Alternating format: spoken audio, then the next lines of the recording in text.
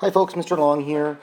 Today I'm going to do some work with radicals and quadratic functions. We're going to create an equation, y equals x squared plus bx plus c, such that that equation, y equals x squared plus bx plus c, is a parabola that has x-intercepts of, sorry, I was looking for my pointer. There it is. Has x-intercepts of 2 plus or minus root 5. Okay, so this is where I have irrational x-intercepts, right? These questions are really easy. If it was just like 2 and 3, then it'd be x minus 2, x minus 3 in the factors, but this makes it a little bit more challenging. Okay, so here we go.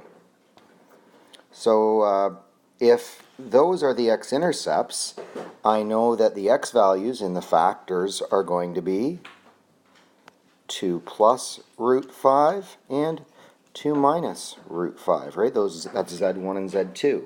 Now in the factors, in the equation, they have to be worth 0. So what we can do is